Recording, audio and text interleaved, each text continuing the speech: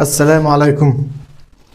كان في موضوع كده عايز اتكلم معاكم فيه، وهو مرتبط بالدوبامين. يعني ايه؟ هقولك. انا عايز اتكلم معاك عن استخدام الموبايل، استخدام التليفون المحمول وادمانه، والسبب الحقيقي ورا ان انا بمسك التليفون كتير حتى لو مش هعمل حاجة. خليني اشرح لك الموضوع بطريقة مبسطة شوية.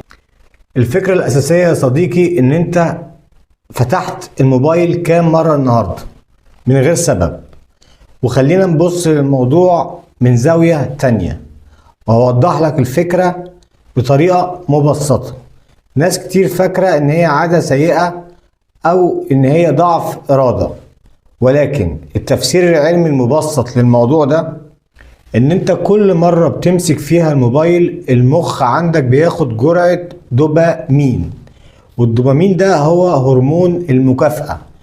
على فكرة مخك ذكي والعقل بيتعلم بسرعة. المخ بيفهم ان الموبايل بيساوي مكافأة سهلة.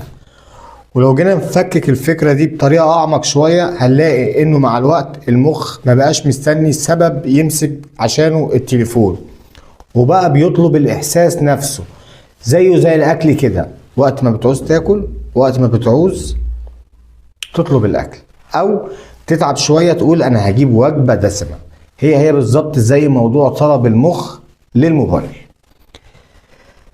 لان اللي انا عايز اقوله لك والجانب المظلم في الموضوع ده ان حضرتك بتستهلك طاقه كبيره جدا من مخك، زي ما انا دلوقتي شتته لك في استخدام تليفونك. عارف ليه؟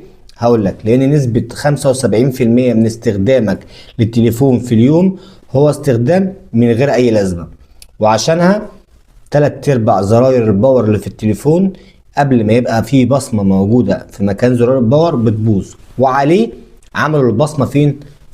عشان يقلل الاهلاك او يقلل الاعراض الجانبية اللي ممكن تحصل لتليفونك وان هو يبوظ، فتجيب العيب في الماركة، انما العيب اصلا في استخدامك للتليفون.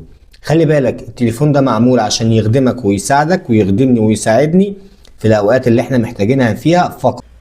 وهديك مثال واقعي عن الموضوع ده. تفتح الموبايل مش عشان محتاج حاجة منه خالص، لكن عشان عايز تاخد الجرعة. بتفتح الموبايل تبص في نوتيفيكيشن وتقفله تاني، تفتح الموبايل تبص في الساعة وتقفله تاني. والتطبيق العملي في الموضوع ده